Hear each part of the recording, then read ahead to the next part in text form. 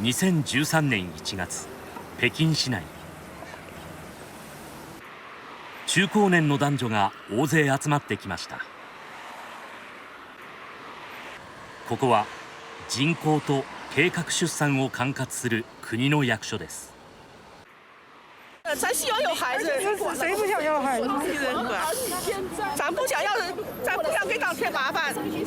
他做2次助孕手术都没成功，2次都没成功。是国家富强了，人民幸福了，可是我不想要孩子。皆たった一人の子供を事故や病気で失った親たちです。我们领导同意，就是全5个代表到会议上想办法，好吧？一人っ子政策を採用してきた中国。親たちは老後を支える人がいなくなったのは国の責任だとして保証金を求めに来たのです。那我们呢？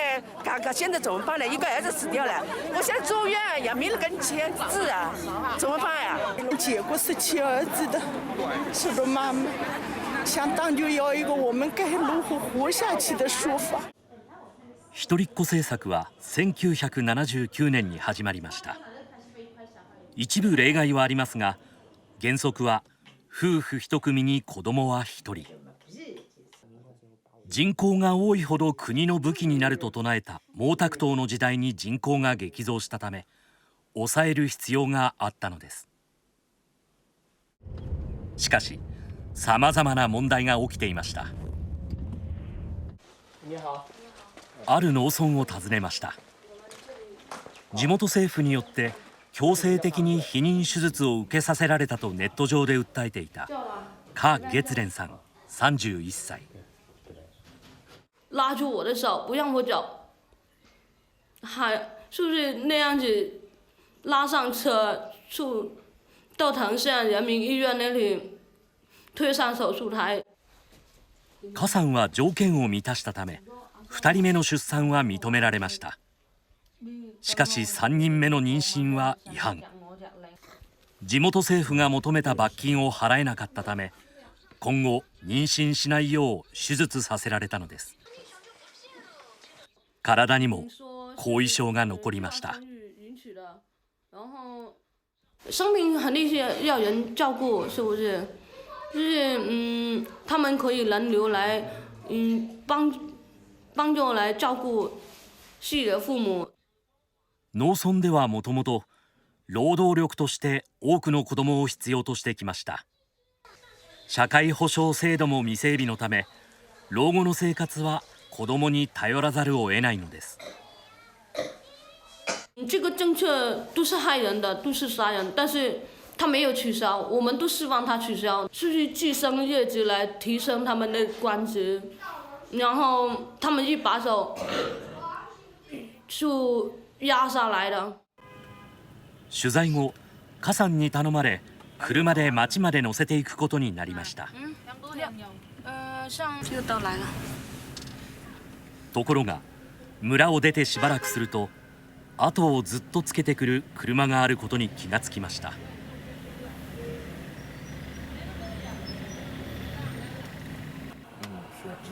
実は柯さんは地元政府によって常に監視され携帯も盗聴されていたのです。拍照呢？拍我们的照。柯さんが向かったのは地元の役所。月に一度後遺症の賠償を求めて訪れています。すると。哎，你好。哎呀，你们是哪个媒体的？北京的。啊？北京的。北京的。哦。你们跟着我们干什么？不是，就是听说你们呢有媒体来，所以我们就想了解一下，你们呢有什么需要协调啊？一人っ子政策の厳守は出世に深く関わるため役人は徹底するのに必死です。役所にはこんな看板が。優れた子供を産むために胎児の健康診断は無料です。血管のある子供が生まれるのを防ぎ子供の素質を高めましょう。中国では個人の出産にまで政府が深く関わります。一方、一人っ子政策はこんな悲劇も生みました。中国の家庭には基本的に子供は1人しかいません。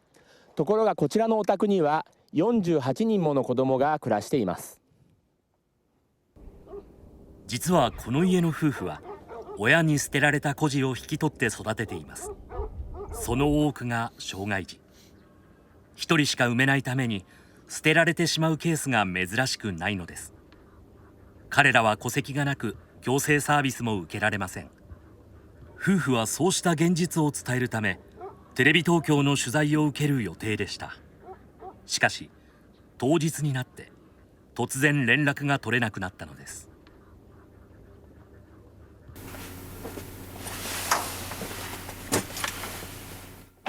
取材班が村に入ると1台の車が後をつけてきました。ずっと監視していたようです。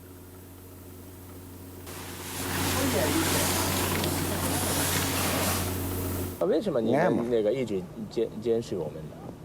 俺这不是拿来解释的，这是顺便来这夹带领导，你这是解释。你要认为俺解释，俺走这。反正村上领导，意思说的看看啥是咋的呢？私下来不是给他打个电话的，分析这个情况可能是个。こうした孤児を引き取る公的施設が整備されないことに批判が強まっています。そのため政府は敏感になっているのです。中国の成長率は2012年13年ぶりに 8% を割り込みました。政府が今後の経済成長の不安要因として挙げたのは、2012年中国劳动年龄人口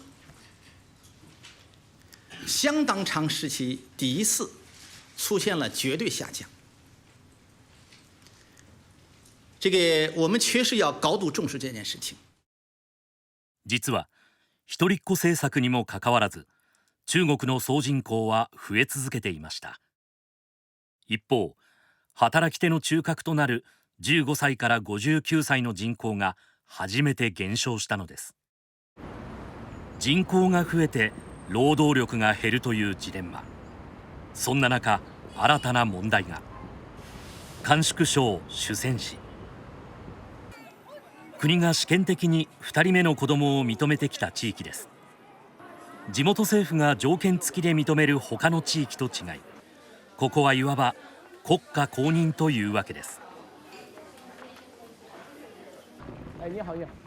ある家族を訪ねました。我是东京电视台的小你好啊，这我儿子啊，对对对，儿子啊，一个孩子啊，就一个。伝統的に子供を必要としてきた農村に暮らすこちらの家族。ところが子供は小学生の男の子が1人いるだけです。2人目の子供を産む権利があるにもかかわらず、夫婦は自らの意思で一人っ子を選択することにしました。你像现在娃娃上学，那日后走上社会，哪些都得花钱，吃穿玩。你说现在谁也不想自己娃娃落到人后面嘛。我们又不靠特定的那些收入，说是生活上，现在是我们主要是打工就我们靠把自己养活住上。この夫婦は2006年まで農業と牧畜で生計を立てていました。しかし今は夫は工場で働き、妻も町でアルバイト。収入は3倍に増えたものの、生活スタイルが変化し、住宅や教育に費用がかかるようになりました。一个人挺好的，要是有弟弟和妹妹的话，那个爸爸妈妈就要把一部分钱给他们，然后我花钱就少了。10年前まではこの村のほとんどの夫婦が2人目の子供を産んでいました。しかし最近その数は急速に減っています。90年以后，我们那1年生2胎的都是20几户，现在就是1年就是个7、8户。独生子女也就没必要提了，我觉得自己那就转变成那个直升机去了。生两个的指定太少了，现在。この取材の後、中国政府は一人っ子政策を転換しました。労働力の減少を恐れ、すべての夫婦に2人目3人目の出産を認めたのです。しかしもはや産みたくない人が増えているという現実が中国に新たな課題を突きつけています。